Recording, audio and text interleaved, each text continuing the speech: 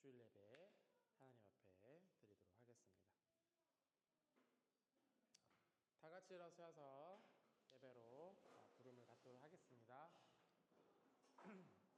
우리의 마음을 주님께로 올려 함께 고백합시다.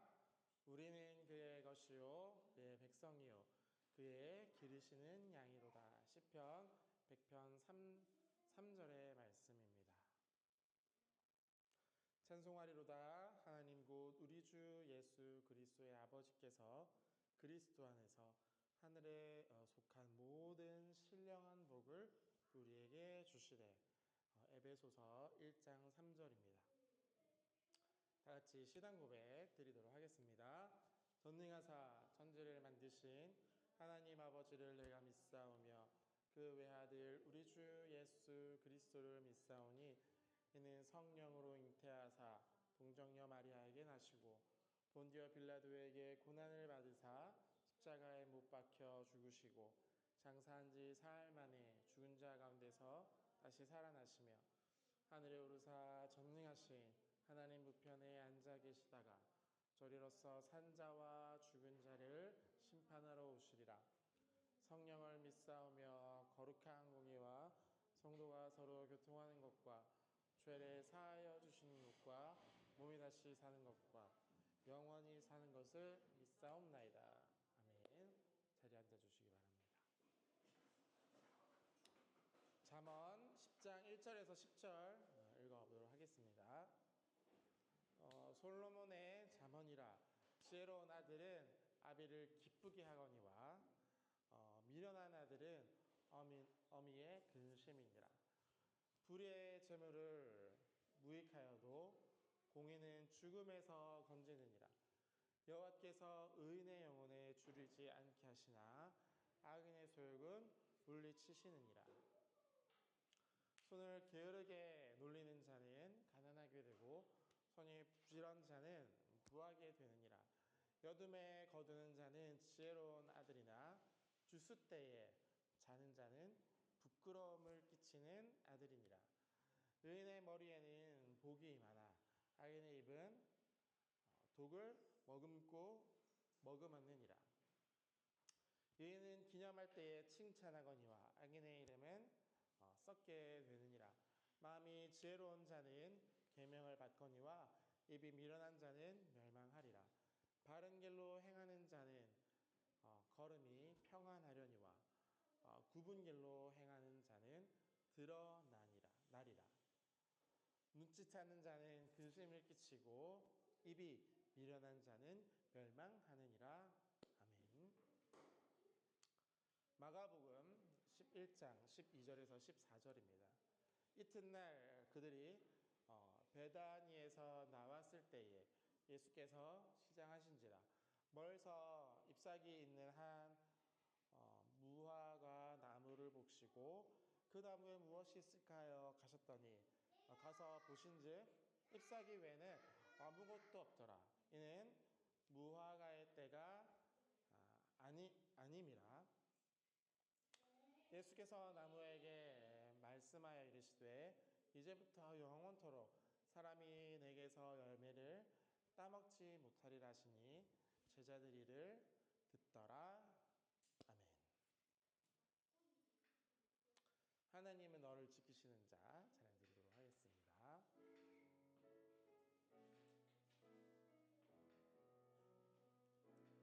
하나님은 너를 지키시는 자 너의 우편에 그늘 되시니 낮의 해와 밤의 달도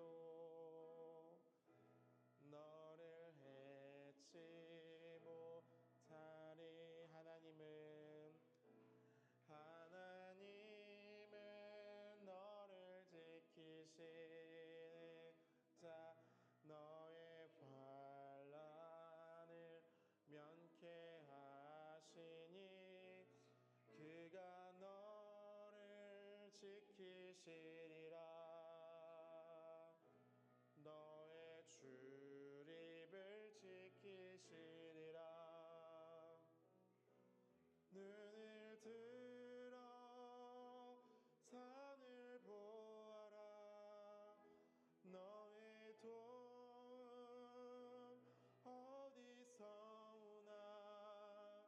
천지 지으신 너를 만드신 여호와께로다. 다시 한번. 하나님은 너를 지키시는 자, 너의 우편에 그늘 되시니 낮의 해와 밤의 날도 너를 해치 못하리. 하나님은 너를 지키시는 자, 너의 환난을 면케하시니 그가 너를 지키시리라. 너의 출입을 지키시리라. 눈을 들어 산을 보아라. 너의 돈 어디서 오나. 천지 지으신 너를 만드신 여호와께로다.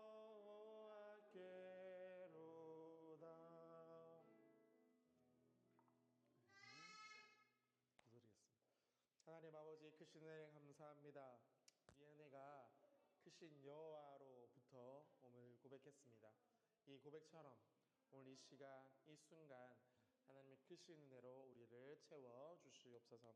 오늘 성찬식을 또 진행하며 귀한 하나님의 말씀에 집중하오니 오늘 우리를 통하여서 하나님을 깨닫는 은혜가 있도록 도와주시고 하나님의 사랑과 구원과 생명이 얼마나 큰지를 배우는 시간 되게 하여 주시옵소서. 감사를 드리며 예수님의 이름으로 기도드립니다. 아멘.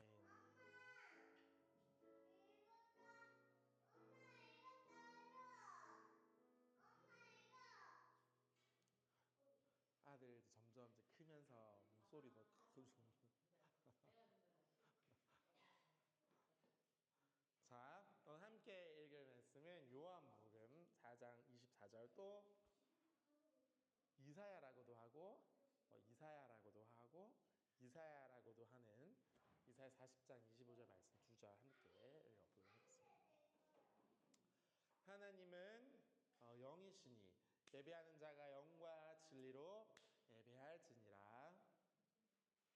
이사야 40장 25절, 거룩하신 이가 이르시되 그런즉 너희가 나를 누구에게 비기며 나를 그와 동등하게 생각하겠느냐 하시니라. 아멘. 오늘 스스로 계시는 하나님이라는 주제로 말씀을 나눠보도록 하겠습니다. 성찬 있는 날은 교리 설교, 그래서 좀 딱딱할 수 있지만 꼭 알고 넘어가야 되는 내용이니까 한번 살펴보면 좋을 것 같습니다. 우리가 고백하는 이 하나님은 누구실까? 여러분들 하나님 좀 많이 알죠? 자, 하나님은 누구세요? 한번 말해봅시다. 여러분이 아는 하나님 누구예요?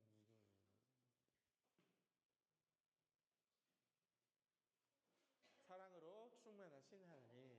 또 뭐 정답은 없어요. 여러분이 아는 하나님에 대해서 한번 얘기해 보세요.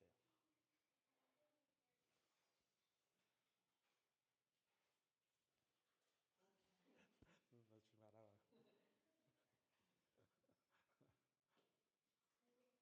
하나님. 여러분, 우리가 고백하는 하나님 누구실까? 응?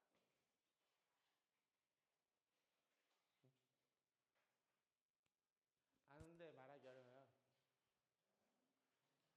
오케이. 좀 부끄러우니까 넘어가겠습니다.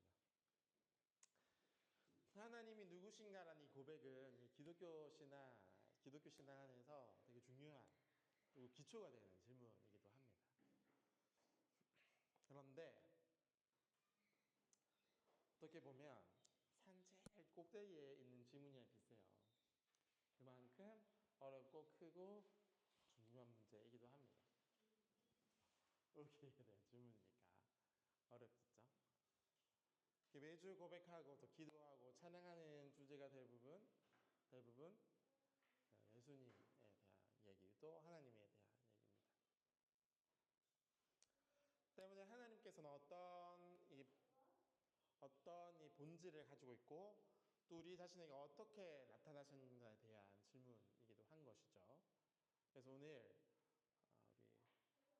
우리 웨스터민스터 고백 있잖아요. 이 사문에 나오는 내용을 포함해 보았습니다. 그래서 하나님 말씀을 다 제가 설명을 드리지 못하니까 요약해서 오늘 알려드리는 겁니다. 이 진리에 대해서 얘기를 하는 거죠. 그래서 이 사문에 하나님은 어떤 분이신가를 물었을 때에 하나님은 하나님의 존재, 지혜, 능력, 거룩, 공의, 그다음에 선하심, 그리고 진리에 있어서 끝이 없는 거죠. 무한하시고 영원히 불변하시는 영이십니다라고 고백합니다. 이게 정답이라기보다는 하나님의 말씀을 압축해서 설명하는 것 뿐이니까 참고합니다. 하나님이 어떤 분이시냐고 물었을 때는 기본적으로 이게 줄줄줄 나와야 되는데 아직 오래 신앙생활함에도 불구하고 잘 모르죠. 한번 잘 기억해 주시기 부탁드립니다.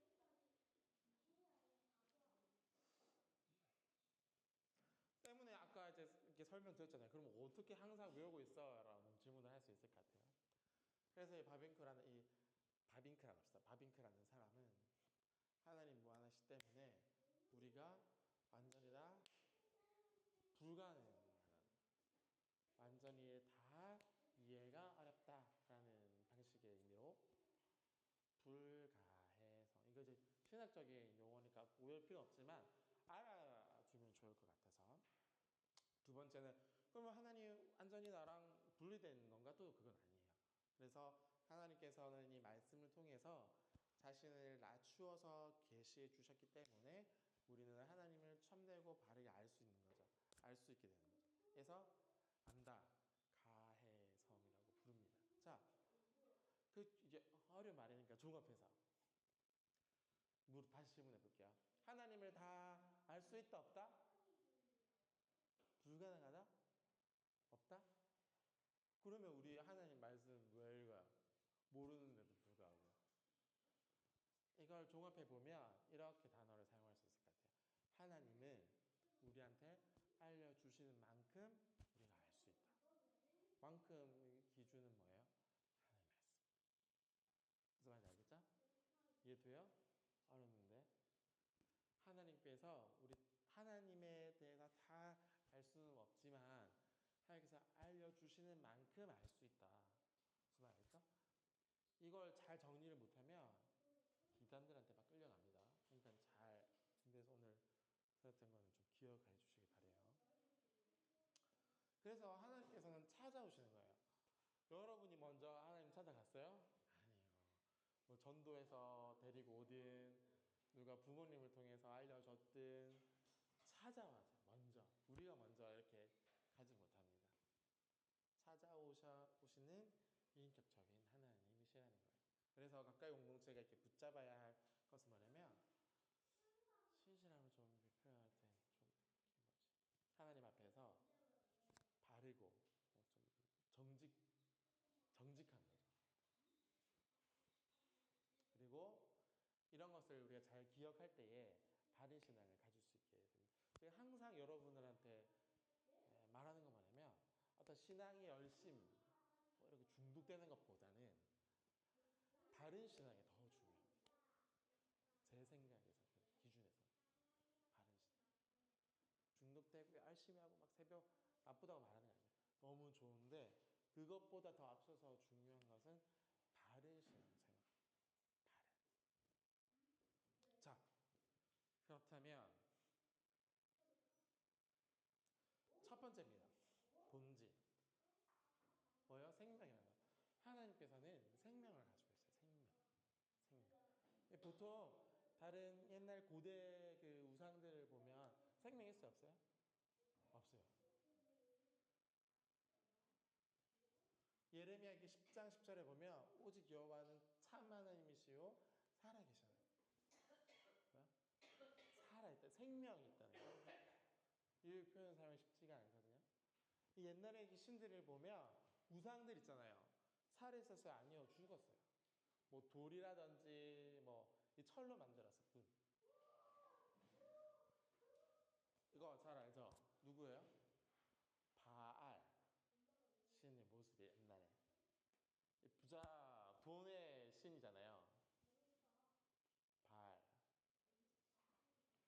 이거는 그냥 이제 가져온 거고. 뭐요? 결국엔 생명이 있어요? 없어요? 우상에게는 없어요. 그런데 살아계신 하나님도 아까 표현을 했잖아요. 그러니까 하나님이랑은 우상이랑은 다릅니다. 생명이 있다. 또 내가 길이다, 진리다, 생명이다라고 표현하고 생명의 법이다라고 표현해요. 그냥 계속해서 하나님은 자기 스스로 뭐라고 표현하는 거예요? 생명이 있다라고 해요. 나는 생명과도 마찬가지다. 첫 번째 중요한 본질, 생명. 두 번째입니다. 하나님은 뭐예요? 영이시다, 영이시다. 스피릿. 데프 스피릿. 똑같죠, 단어.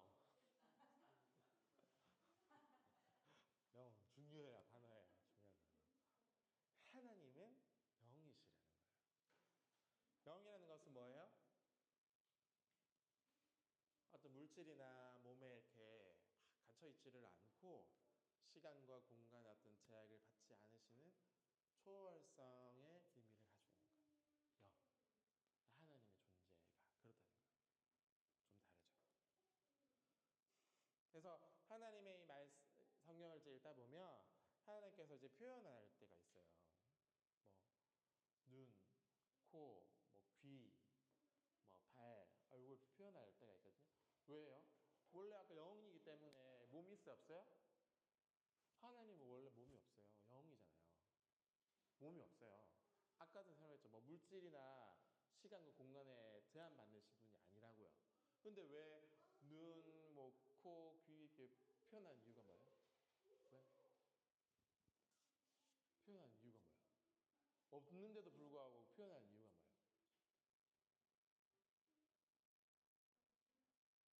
맞아요. 우리한테 맞춰 주시는 거예요. 우리는 몸이 있잖아요. 눈도 있고, 코도 있고, 발도 있고, 얼굴도 있으니까 우리한테 맞추어서 표현해 주시는 거예요. 하나님의 방식으로 표현하면 우리는 이해하지를 못합니다. 그러니까 우리 상황에 맞게 이해할 수 있도록 알려주시는 거죠. 무슨 말인지 이해되시죠? 그래서 이런 걸 이제 단어가 있어요. 신학적으로. 신과 사람이 비슷한 방식으로 이제 표현한다는 거예요. 알아만 주세요. 알고만 있으면 배울 필요는 없고. 그래서 하나님이 우리한테 맞춰주시는 적응에 대한 이런 표현일 뿐. 진짜로는 도움이 없어요. 아시겠죠? 막 그리지 마세요. 세 번째는 하나님의 본질은 뭐예요? 사랑. 사랑. 하나님은 사랑 그 그대로입니다. 사랑. 근데 사랑이라고 생각하면 무슨 큰 힘이라고 생각하는데 아니에요. 그런 힘 이런 게 아니고 인격적으로 서로가 이렇게 만나서 교제하는 거예요. 그 사랑. 삼위 하나님, 그러니까 아버지와 아들과 이 성령이 서로 친밀하다 보니까 자연스럽게 어떻게 됐어요? 예수님을 보내주셔서 우리에게 화목제물이 되시는 거잖아요. 그래서 이거는 내적으로 사랑을 넘치고 그 넘친 사랑의 결과가 예수님이시라는 거예요. 좀 어렵지만 자기 있구나 정도만 알면 돼요.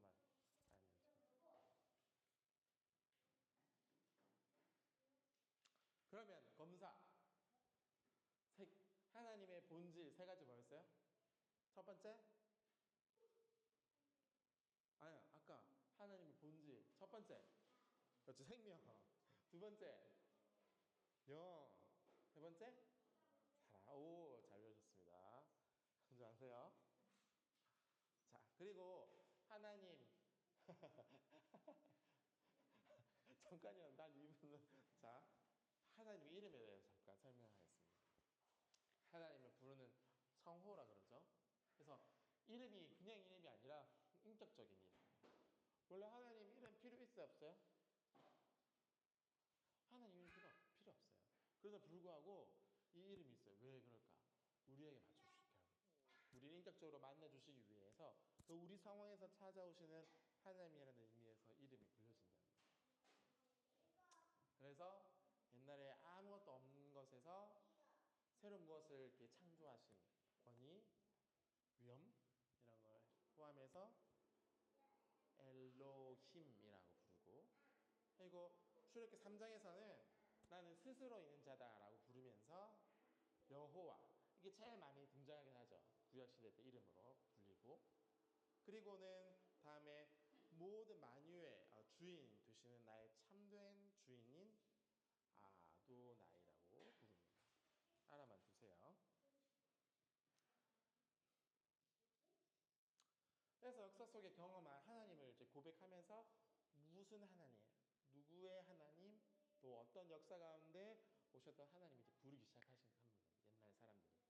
그래서 이 하갈이라는 사람이 광야에서 막 방황할 때 들으시고 감찰해 주셨다 해서 이제 엘로이, 감찰하시는 하나님이라고 부르고, 또 아브라함께서 재물을 준비해 주고 도와주시고 하는 여호와 이레, 준비해 주시는 하나님. 우리 딸 이름 똑같죠. 영적으로 또 육적으로 질병과 여러 가지 깨어진 이 관계를 싸매시고 고쳐주시는 라파, 치료의 하나님. 그리고 이 에스겔 선지자가 이제 고백한 정말 어려운 이 절망 가운데서도 여전히 그곳에 계시는 산마 하나님. 그래서 아마 한 번씩은 경험해보고 또 느꼈던 이름들입니다. 하나님을 부르는 단어들.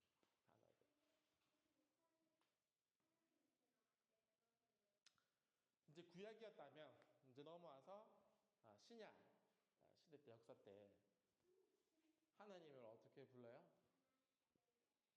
예수님을 통해서 우리가 이제 화합하게 됐잖아요. 자연스럽게 이름이 바뀝니다. 아버지라고 부르면서 엄청 친밀하게 돼요. 그 전까지는 치료해주고 감찰해주고 그 정도였는데 지금 뭐예요? 아빠라고 부르면서 엄청나게 친밀하게 됩니다.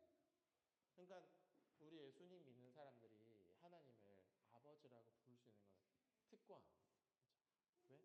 예수님께서 화합해 주셔서 우리의 막힌 어떤 이 담 같은 걸 허물어 들어주시고 아버지라고 부를 수 있게 된 거거든요. 그래서 하나님은 멀리 계시지 않고 우리의 어떤 깨어진 일상과 이렇게 눈물의 자리, 저곳, 그곳, 또 이곳에서 함께 계시면서 동행해 주신다는 것을 선포하죠. 그러니까 하나님의 이름은 하나님이 좋으라고 부르는 게 아니라 우리 사람이 좋기 위해서 부르는 거예요. 또 우리의 역사 가운데서 찾아와 주셔서 감사한, 또 감동된 그 마음을 담아서 이제 표현한 거죠. 여러분마다에도 아마 하나님을 부르는 이름이 있을 것 같아요. 마지막으로 하나님의 특성이라는 속성이라고 좀 설명해 드리고 싶은데, 자, 이 교회는 전통적으로 하나님의 어떤 이 특성의 두 가지를 이제 설명하면서 쭉 왔습니다. 그러니까 공유할 수 있는 것이라 공유하지 못하고 하나님만 가지는 것이라 그걸 좀 차이를 두고 설명을 해왔습니다. 계속 제가 얘기하는 게 아니라 이거는 신학에서 잘 이렇게 정리된 것입니다.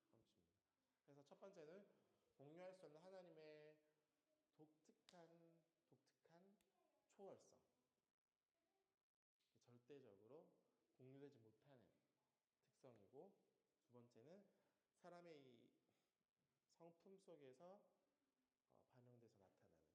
그래서 이걸 예를 들어서 우리가 하나님을 닮았다라고 표현할 때 지, 뭐요? 의지. 그다음에 정, 뭐요? 감정. 또 다음 뭐요? 지정의, 뭐요? 의. 내 안에 있는 어떤 인격이잖아요. 지정의가 닮았다. 표현할 때 이거예요. 관계 안에서 우리 닮아가는 어떤 내부의 어떤 감정 같은 것 여러 가지. 그러니까 이거는 공유가 되는데 하나님의 절대성 우리가 닮아가지 못합니다. 그러니까 차이가 있어요. 그래서 두 가지가 있다는 건 꼭 기억해야 됩니다. 근데 이걸 빼버리면 하나님 너무 이제 두려워 보여요. 왜냐면 뭐 감정도 없고 뭐 의지도 없고, 응? 근데 이게 빼는 게 안 되고 두 가지가 함께 있다는 이 균형을 잘 기억해야 됩니다. 그래서 이제 절대적인 초월성은 스스로 있다, 스스로 있는 자, 그리고 끝이 없다, 무한하다, 영원하신 분, 그리고 유일하다. 하나님과 똑같은 신은 없잖아요. 하나, 유일하고 변함이 없다, 불변성. 우리의 마음은 뭐 하루에도 막 하지만 하나님은 없는. 그렇기 때문에 우리가 의지할 하나님이 되는 거잖아요, 맞죠? 나를 누구에게 비교하겠느냐? 비교. 없어요. 세상에 어떤 것도 하나님과 비교가 불가능합니다.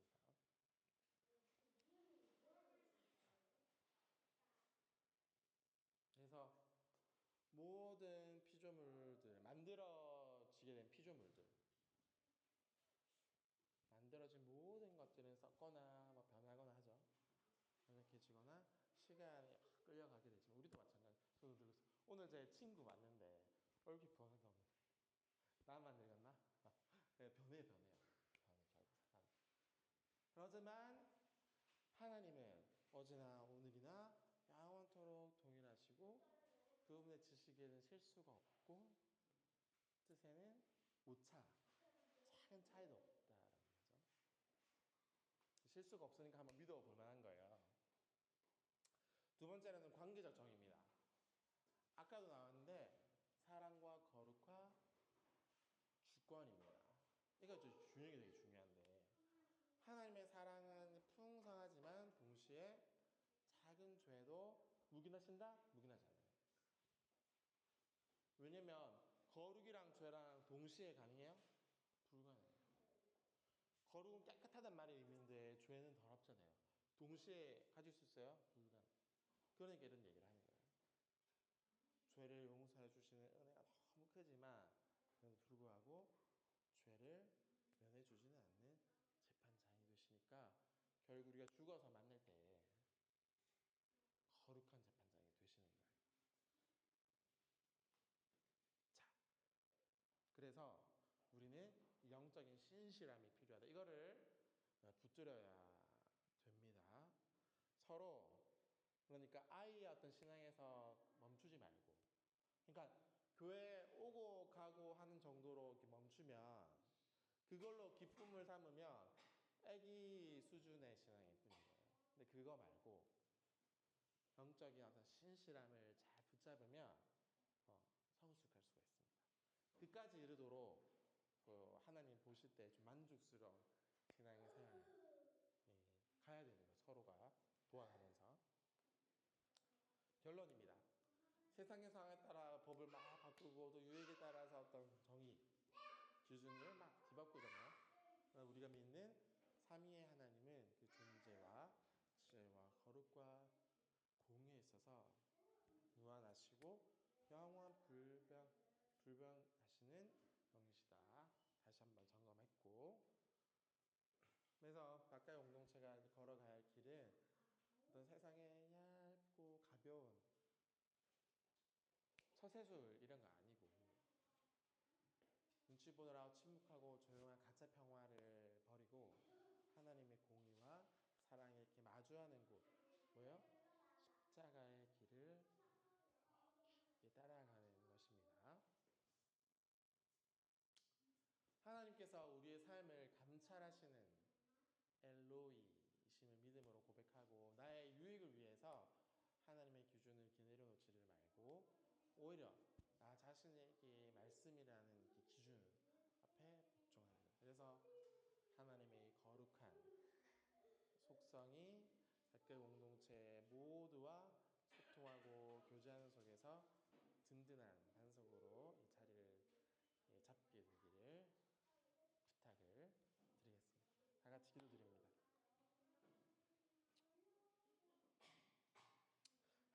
아버지 영원히 변함이 없으시고 무한하신 그 하나님의 생명과 사랑 안에 날마다 거하게 하여 주시옵소서. 우리의 일상과 함께 해주시는 하나님, 매 순간순간마다 하나님을 경험하며 동행하게 해주시고 우리의 온전함이 되어주셔서 참 평화를 누리며 살아가게 하여 주시옵소서. 특별히 살아가는 그릇 안에 진리라는 바른 이 기준을 담아 서로가 진실되게 소통하게 하여 주시옵소서. 하나님, 날마다 자기 자신을 하나님 말씀 앞에 겸손하게 복종시키며 말씀의 반석 위에 서는 우리들의 신앙이 되게 하여 주시옵소서. 감사를 드리며 예수님의